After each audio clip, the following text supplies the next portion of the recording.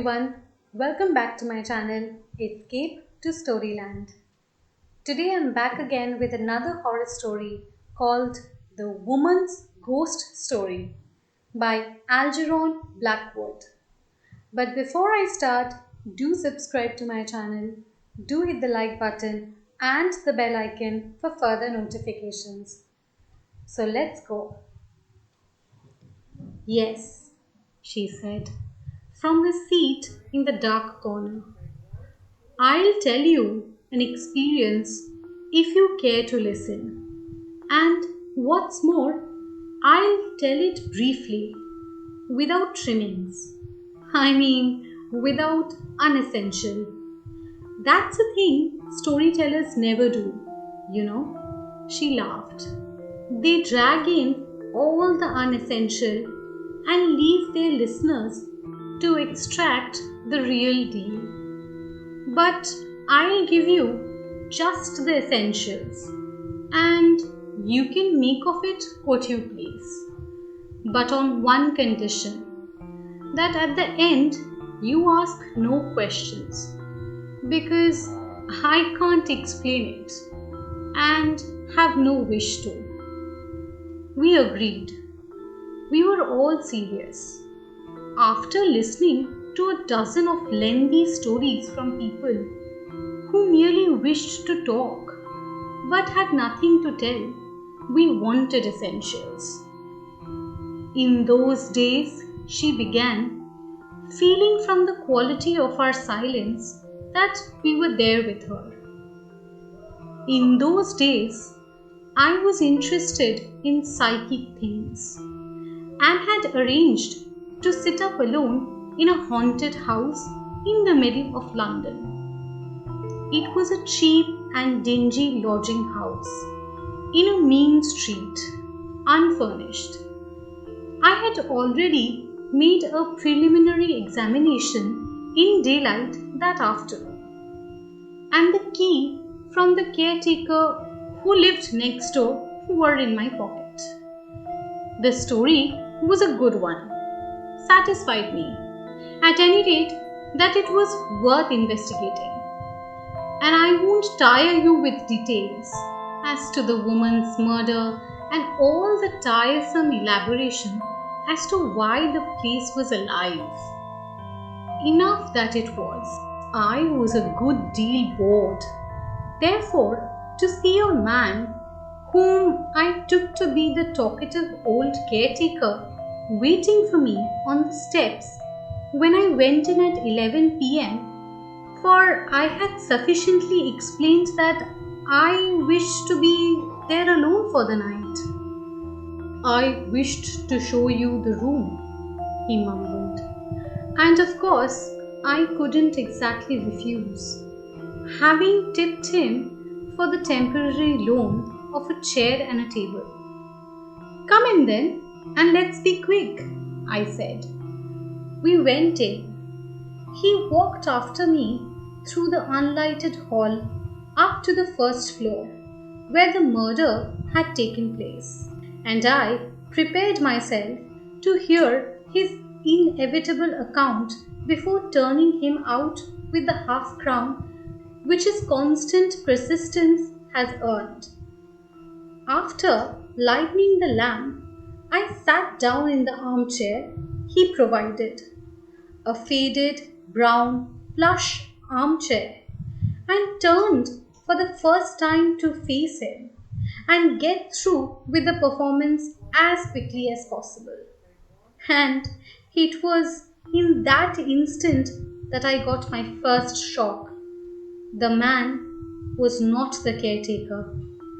It was not the old fool Carrie I had interviewed earlier in the day and made my plans with. My heart gave a horrid jump. Now, who are you, pray? I said. You are not Carrie, the man I arranged with this afternoon? Who are you? I felt uncomfortable, as you may imagine. I was a physical researcher and a young woman of new tendencies, and proud of my liberty. But I did not care to find myself in an empty house with a stranger. Something of my confidence left me. Confidence with women, is all humbug after a certain point. Or perhaps you don't know, for most of you are men. But anyhow, something about the current situation did not suit me, and I felt afraid. Who are you? I repeated quickly and nervously. The fellow was well dressed, youngish, and good looking, but with a face of great sadness. I myself was barely 30. I am giving you essentials, or I would not mention it. Out of quite ordinary things comes this story. I think that's why it has value. No, he said, I am the man who was frightened to death. His voice and his words ran through me like a knife, and I felt ready to drop. In my pocket was the book I had bought to make notes in. I felt the pencil sticking in the socket. I felt, too, the extra warm things I had put on to sit up in, as no bed or sofa was available. 100 things dashed through my mind, foolishly and without sequence or meaning, as the way is when one is really frightened. Unessentials leaped up and puzzled me, and I thought of what the papers might say if it came out, and what my smart brother in law would think, and whether it would be told that I had cigarettes in my pocket and was a free thinker. The man who was frightened to death? I repeated aghast. That's me, he said stupidly. I stared at him, just as you would have had done. Any one of you men now listening to me, and felt my life ebbing and flowing like a sort of hot fluid. You needn't laugh. That's how I felt. Small things, touch the mind with great earnestness. When terror is there, real terror. But I might have been at a middle class tea party. For all the ideas that I had, they were so ordinary. But I thought you were the caretaker. But I thought you were the caretaker. I tipped this afternoon to let me sleep here. I gasped. Did Carrie send you to meet me? No, he replied in a voice that touched my boots somehow. I am the man who was frightened to death. And what is more, I am frightened now. So am I managed to utter, speaking instinctively. I'm simply terrified. Yes, he replied, in the same odd voice that seemed to sound within me. But you are still in flesh, and I am not. I felt the need for vigorous self assertion. I stood up in that empty, unfurnished room, digging the nails into my palms and clenching my teeth. I was determined to assert my individuality and my courage as a new woman and a free soul. You mean to say you are not in the flesh? I gasped. What in the world are you talking about? The silence of the night swallowed up my voice. For the first time, I realized that darkness over the city, that dust lay upon the stairs, that the floor above was vacant and the floor below was also empty. I was alone, in an unoccupied and haunted house, unprotected, and a woman. I froze. I heard the wind around the house, and I knew the stars were hidden. My thoughts rushed to the policemen and minibuses and everything that was useful and comforting. I suddenly realized what a fool I was to come to such a house alone. I was icily afraid. I thought the end of my life has come. I was an utter fool to go in for physical research when I had not the necessary nerve. Good God, I gasped. If you're not Carrie, the man I arranged with, who are you? I was really stiff with terror. The man moved slowly towards me across the empty room. I held out my arm to stop him, getting up out of my chair at the same moment. And he came to a halt, just opposite to me, a smile on his worn, sad face. I told you who I am, he repeated quietly with a sigh, looking at me with the saddest eyes I've ever seen. And I'm frightened still. By this time, I was convinced that I was entertaining either a rogue or a madman, and I cursed my stupidity in bringing the man in without having seen his face. My mind was quickly made up, and I knew what to do. Ghosts and psychic phenomena flew to the winds. If I angered the creature, my life might pay the price. I must humor him till I got to the door and then race for the street.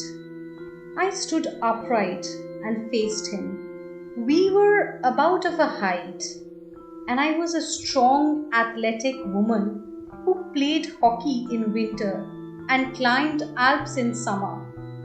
My hand itched for a stick, but I had none. Now, of course, I remember, I said with a sort of stiff smile that was very hard to force. Now I remember your case and the wonderful way you behaved. The man stared at me stupidly, turning his head to watch me as I backed more and more quickly to the door. But when his face broke into a smile, I could not control myself no longer.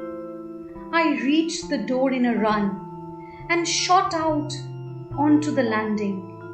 Like a fool, I turned the wrong way and stumbled over the stairs leading to the next story.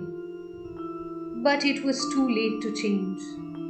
The man was after me, I was sure, though no sound of footsteps came, and I dashed up the next flight, tearing my skirt and banging my ribs in the darkness, and rushed headlong into the first room that I came to.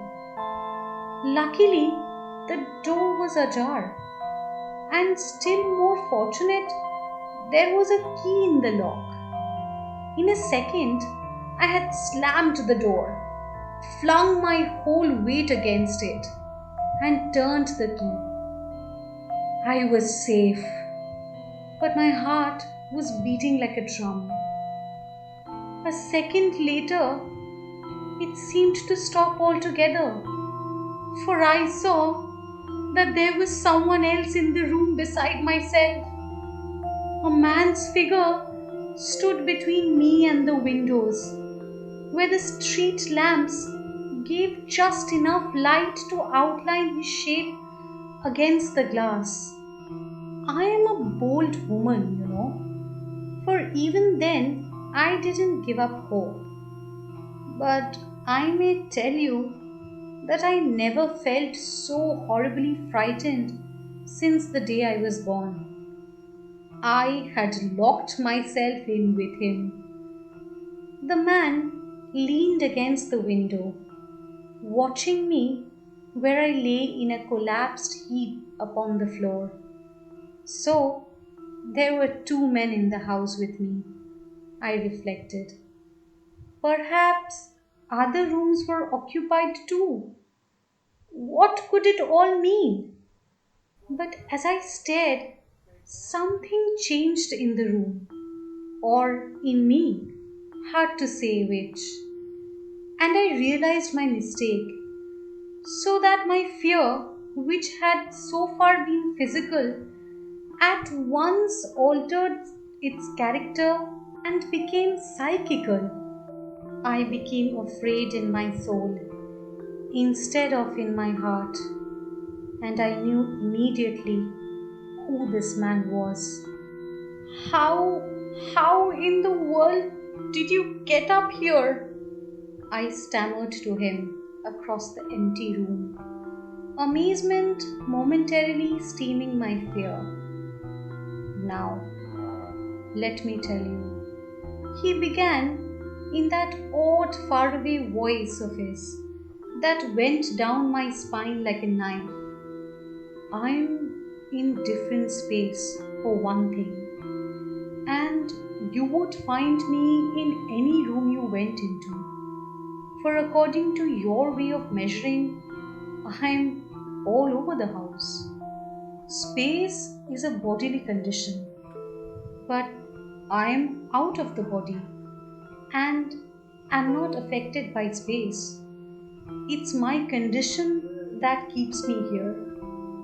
I want something to change my condition for me, for then I could get away. What I want is sympathy, or really more than sympathy. I want affection. I want love. While he was speaking, I gathered myself slowly upon my feet. I wanted to scream and cry and laugh all at once, but I only succeeded in sighing, for my emotions was exhausted and a numbness was coming over me. I felt for the matches in my pocket and made a movement towards the gas jet.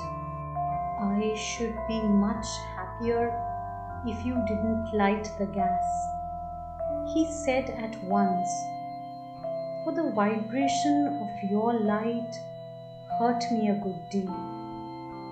You need not be afraid that I shall injure you. I cannot touch your body to begin with, for there is a great gulf fixed, and really this half light suits me best. Now, let me continue what I was trying to say before.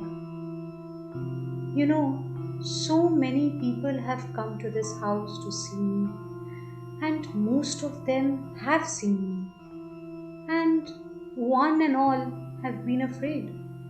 If only, oh, if only someone would not be terrified, but kind and loving to me, then you see, I might be able to change my condition and get away. His voice was so sad that I felt tears start somewhere at the back of my eyes. But fear kept all else in check, and I stood, shaking and cold, as I listened to him. Who are you then? Of course, Carrie didn't send you. I know now. I managed to say this. My thoughts scattered dreadfully, and I could not think of nothing to say. I was afraid of a stroke. I I know nothing about Carrie or who he is, continued the man quietly. And the name my body had, I had forgotten. Thank God. But I am the man who was frightened to die in this house 10 years ago. And I have been frightened ever since. And I'm still frightened.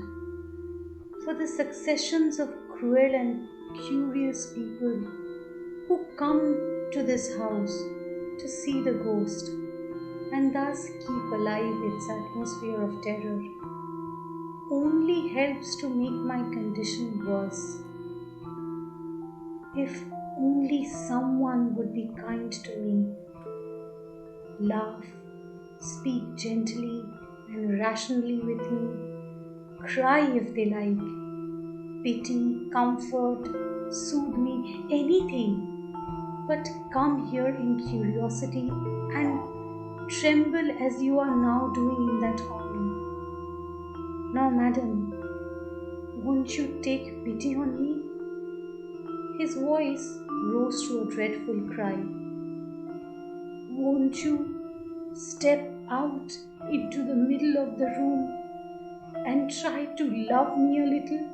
A horrible laughter came gurgling up in my throat as I heard him, but the sense of pity was stronger than the laughter, and I found myself actually leaving the support of the wall and approaching the center of the floor.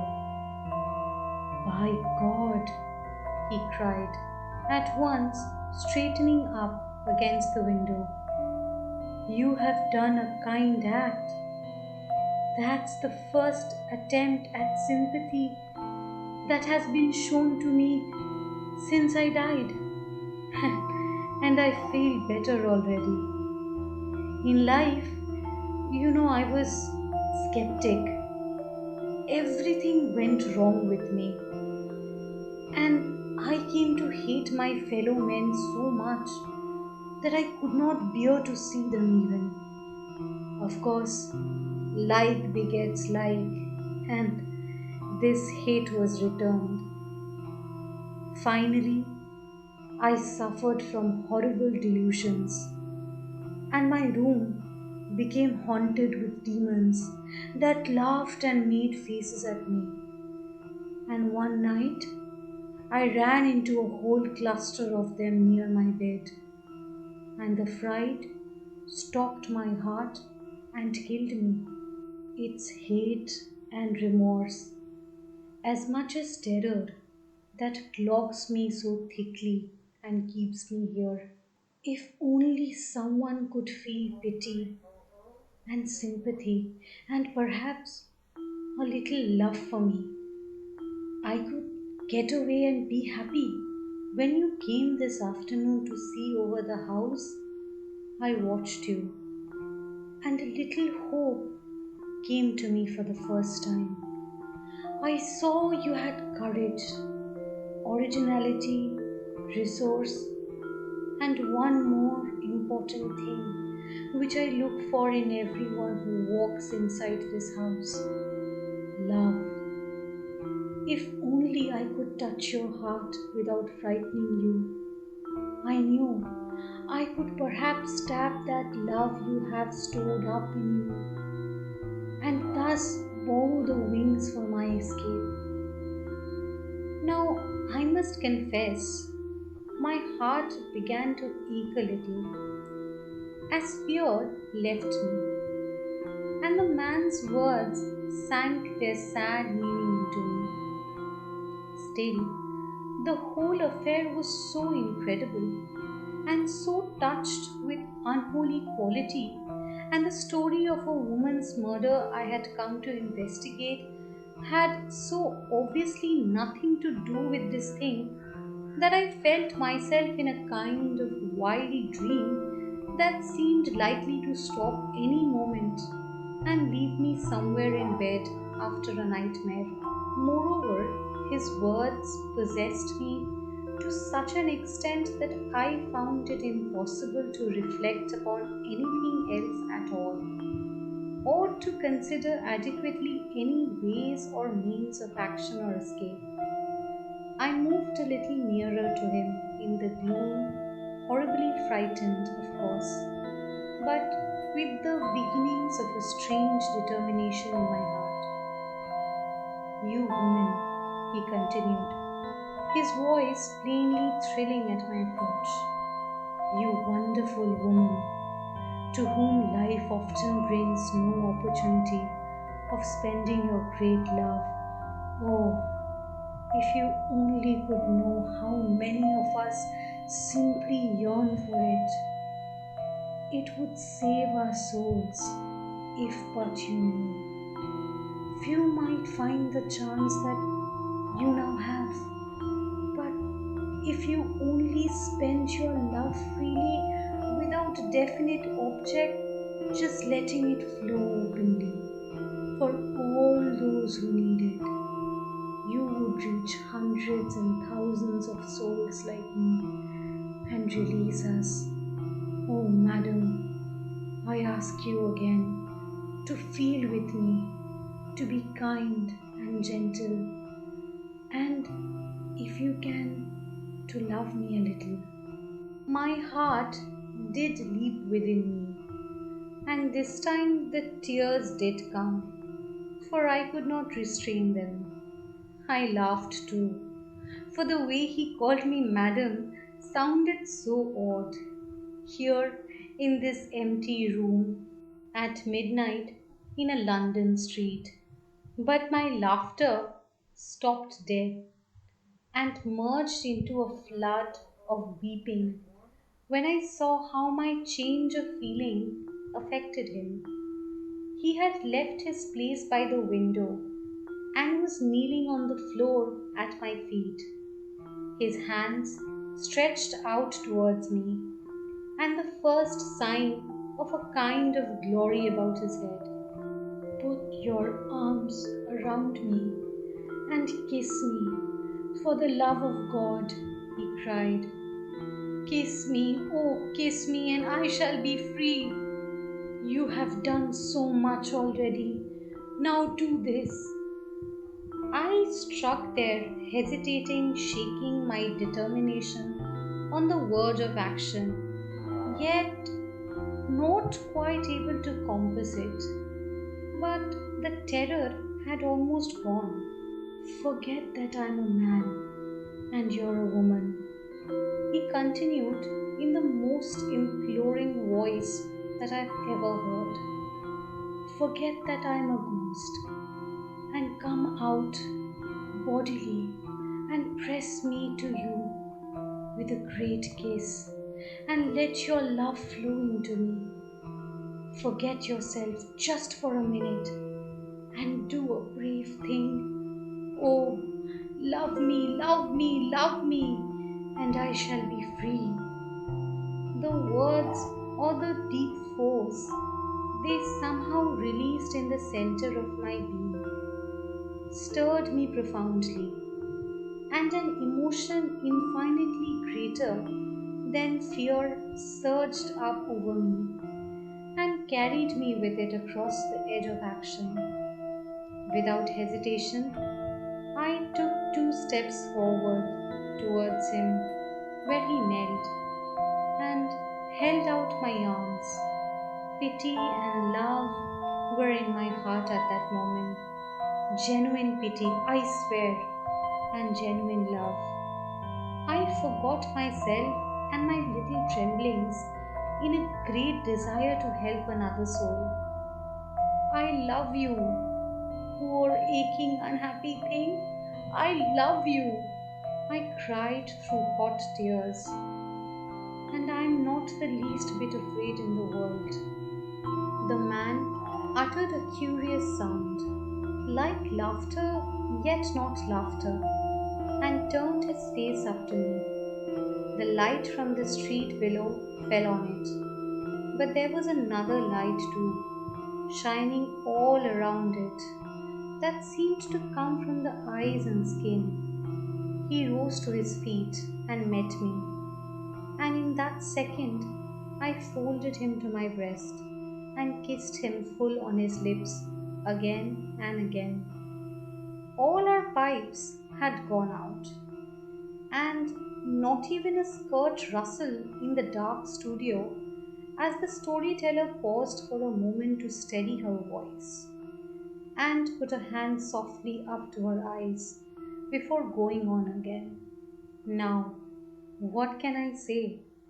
And how can I describe to you, all you skeptical men sitting there with pipes in your mouths, the amazing sensation I experienced of holding an intangible, impalpable thing so closely to my heart that it touched my body with equal pressure all the way down and then melted away somewhere into my very being. For it was like seizing a rush of cool wind and feeling a touch of burning fire the moment it had struck its swift blow and passed on. A series of shocks ran all over me, a momentarily ecstasy of flaming sweetness and wonder thrilled down into me. My heart gave another great leap, and then I was all alone. The room was empty. I turned on the gas and struck a match to it to prove it. All my fear had left me, and something was singing around me in the air and in my heart, like the joy of a spring morning in youth. Not all the devils or shadows or hauntings in the world could then have caused me a single tremor.